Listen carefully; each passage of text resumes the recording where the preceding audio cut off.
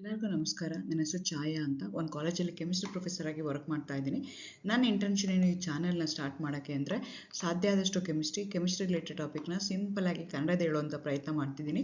Chemistry ಇಷ್ಟ ಇಲ್ಲದವರೆಗೂ chemistry ಕಡೆಗೆ ಸೆಳೆಯುವಂಥ ಪ್ರಯತ್ನ ನಾನು ನನ್ನ ಚಾನಲಲ್ಲಿ ಮಾಡ್ತಾ ಇದ್ದೀನಿ.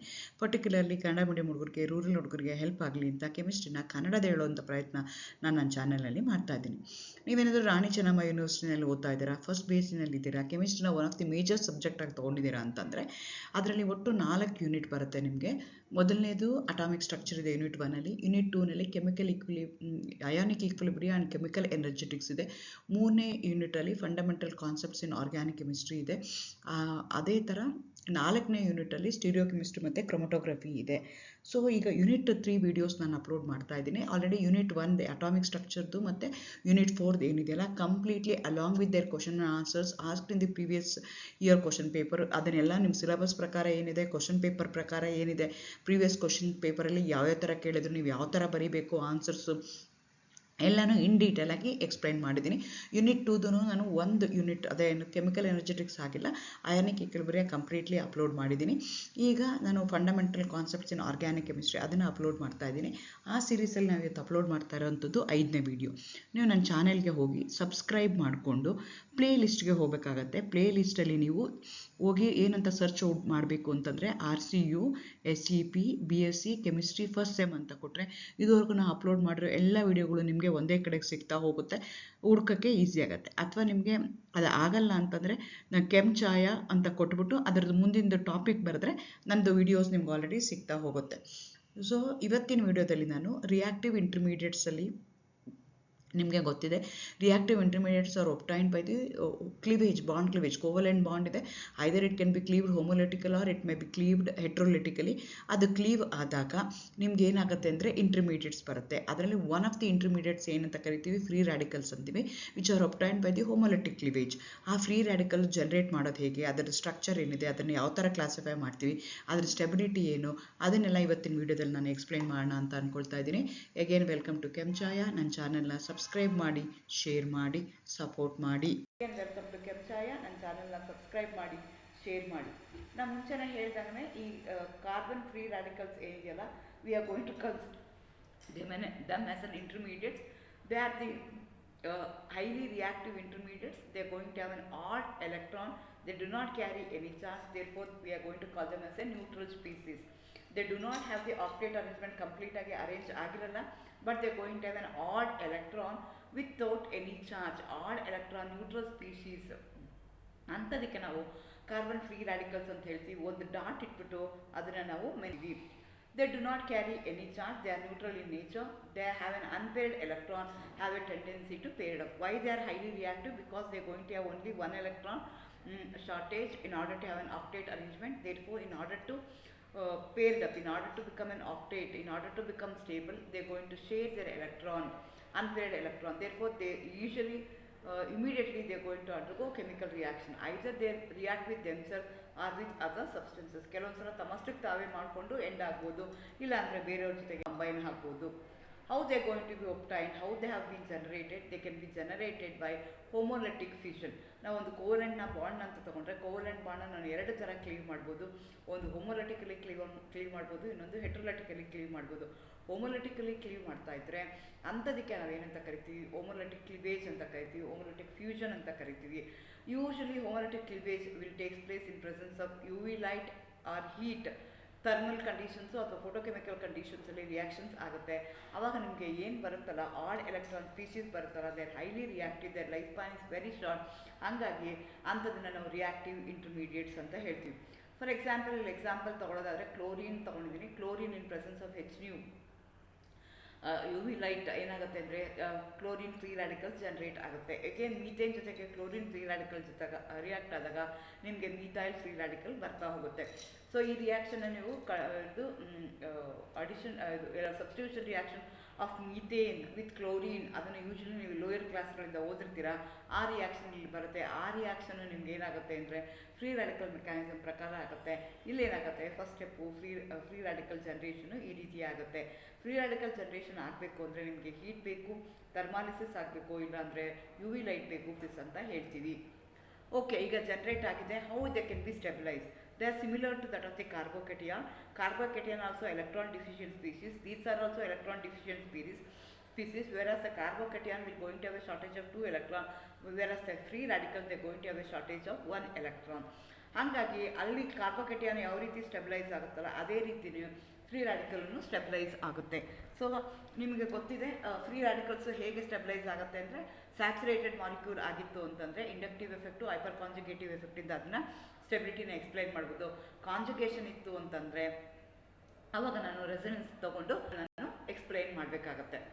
ಫಾರ್ ಎಕ್ಸಾಂಪಲ್ ನಾವು ಆಲ್ಕೈಲ್ ಕಾರ್ಬನ್ ಫ್ರೀ ರ್ಯಾಡಿಕಲ್ಸ್ನ ತಗೊಳ್ತಾ ಇದ್ದೀನಿ ಅಂತ ಇಟ್ಕೊಳ್ಳೋಣ. So based on the group attached to it, so we are going to classify them as methyl, primary, secondary and tertiary. Methyl ಅಲ್ಲಿ 3 ಹೆಚ್ಚಿದ್ರೆ methyl ಅಂತ ಕರಿತೀವಿ. If one of the H is replaced by R group, ಅದನ್ನು primary ಅಂತ ಕರಿತೀವಿ. 2 replace ಆಯಿತು ಅಂದರೆ secondary ಅಂತ ಹೇಳ್ತೀವಿ. 3 replace ಆಯಿತು ಅಂದರೆ tertiary ಅಂತ ಹೇಳ್ತೀವಿ. ಸೊ ಈ ರೀತಿಯಾಗಿ ಫ್ರೀ ರ್ಯಾಡಿಕಲ್ ಎಲ್ಲಾದ್ರೂ ಫ್ರೀ ರ್ಯಾಡಿಕಲ್ ಇದೆ. ಫ್ರೀ ರ್ಯಾಡಿಕಲ್ ಅಂದರೆ ಆಡ್ ಎಲೆಕ್ಟ್ರಾನ್ ಡಿಫಿಷಿಯಂಟ್ ಸ್ಪೀಷೀಸ್ ಇದೆ. ಹಾಗಾಗಿ ಏನಾಗುತ್ತೆ ಅಂದರೆ the group attach to that particular carbon which going to carry the free radical that can be stabilized by the inductive effect. If the group attached to it is an electron donating group, if they are going to exert plus I effect, then the partial neutralization of the electron deficient on the carbon will take place, thereby stability increases. ಈಗ ಏನಾಗಿದೆ, ಅದಕ್ಕೆ stability ಅಂದ್ರೇನು, electron deficient ಅಂದ್ರೇನು, electrons ಕಡಿಮೆ ಇದೆ. ಆ ಕಾರ್ಬನ್ಗೆ attach ಆಗಿರುವಂಥ ಗ್ರೂಪ್ಗಳು ಏನಾದರೂ ಎಲೆಕ್ಟ್ರಾನ್ಸ್ನ ಕೊಡ್ತಾ ಹೋದರೆ ಅವಾಗ ಏನಾಗುತ್ತೆ ಅಂದರೆ electron deficient nature of the central electron deficient carbon free ರ್ಯಾಡಿಕಲ್ದು ಆ ಡಿಫಿಷಿಯನ್ಸಿ ಏನಾಗುತ್ತೆ, ಎಲೆಕ್ಟ್ರಾನ್ ಡಿಫಿಷಿಯನ್ಸಿ ಏನಾಗುತ್ತೆ, ಡಿಕ್ರೀಸ್ ಆಗುತ್ತೆ by the contribution of the adjacent groups. ಆ ಅಡ್ಜಸೆಂಟ್ ಗ್ರೂಪ್ ಯಾವುದು ಅಟ್ಯಾಚ್ ಆಗಿದೆ ಅನ್ನೋದ್ರ ಮೇಲೆ ನಾನು ಹೇಳ್ಬೋದು. ಆ ಗ್ರೂಪ್ ಏನಾದರೂ ಎಲೆಕ್ಟ್ರಾನ್ ಡೊನೇಟಿಂಗ್ ಗ್ರೂಪ್ ಆಗಿತ್ತು ಅಂತ ಅಂದ್ಕೊಳ್ಳೋಣ, ಅವಾಗ ಏನಾಗುತ್ತೆ ಅಂದರೆ ಸ್ಟೆಬಿಲಿಟಿ ಇನ್ಕ್ರೀಸ್ ಆಗುತ್ತೆ. More the number of the alkyl group attach the electron deficient odd electron carbon free radical, then there will be more atom to help to share the electron deficient odd electron carbon free radical, help to stabilize the carbon free radical. Andrenu tertiary free radical is more stable because it has going to have 3 R group. All the 3 R groups are going to exert plus I effect. Since it going to exert this 3 CH3 group, they are going to exert the plus I nature. They are going to contribute their bond electron towards the electron deficient carbon free radical. Thereby the deficiency of that particular odd electron carbon free radical is decreased by the contribution of the 3 groups, whereas in the case of tertiary, whereas in the case of secondary only 2 groups are giving, whereas in primary only 1 group is giving. This type of in this way I can explain the stability of alkyl carbon free radical with inductive effect.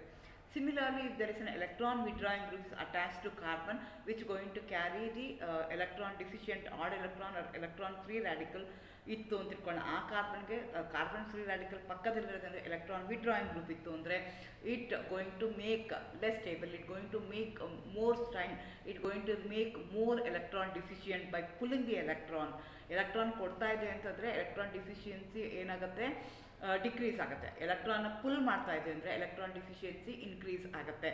Electron deficiency increase ಆಯಿತು ಅಂತಂದರೆ it will become much more unstable, much more less stable compared to that of the with the plus I group. So ನೀವು ಯಾವ group attach ಆಗಿದೆ ನಿಮ್ಮ carbon free ರ್ಯಾಡಿಕಲ್ಗೆ ಅನ್ನೋದು important ಆಗುತ್ತೆ. Electron donating group ಇತ್ತು ಅಂತಂದರೆ ಸ್ಟೆಬಿಲಿಟಿ ಇನ್ಕ್ರೀಸ್ ಆಗುತ್ತೆ, electron withdrawing group ಇತ್ತು ಅಂದರೆ ಸ್ಟೆಬಿಲಿಟಿ ಡಿಕ್ರೀಸ್ ಆಗುತ್ತೆ according to individual effect. Similarly, I can also explain with the help of an hyperconjugation. Hyperconjugation effect is also called as a non-bond resonance ಅಂತ ಹೇಳ್ತೀವಿ. One of the H group will be detached from the molecule, but it will be there in the system, but it will be detached from the molecule. So I can write the resonating structure. So higher the resonating structure, ಅದಕ್ಕೆ conical forms ಅಂತ ಕರೀತಾರೆ. Higher the conical forms, higher the stability. So ನೀವು tertiary carbon free ರ್ಯಾಡಿಕಲ್ನ ತೊಗೊಂಡ್ರೆ 10 ನಾನು ಸ್ಟ್ರಕ್ಚರ್ಸ್ನ ಬರಿತೀನಿ, ಸೆಕೆಂಡ್ರಿಗಾದರೆ 7 ಸ್ಟ್ರಕ್ಚರ್ಸ್ನ ಬರಿತೀನಿ, ಪ್ರೈಮರಿಗಾದರೆ 4 structure ಬರಿಬೋದು, ಮೀಥೈಲ್ಗಾದರೆ 1 ಸ್ಟ್ರಕ್ಚರ್ ಬರಿಬೋದು. Higher the number of the canonical structure, higher the number of the resonating structure, higher the stability.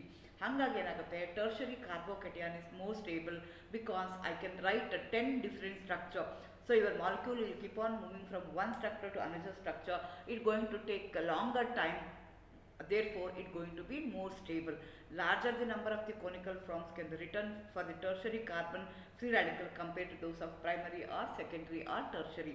So ಆ ರೀತಿಯಾಗಿ ನಾನು ಹೈಪರ್ ಕಾಂಜುಗೇಷನ್ ಮೇಲೆ ಎಕ್ಸ್ಪ್ಲೈನ್ ಮಾಡ್ಬೋದು.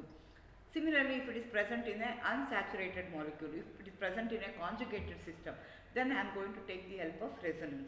For example, ನಾನಿಲ್ಲಿ allyl benzyl carbon free radicals ನ ತಗೊಳ್ತಾ ಇದ್ದೀನಿ.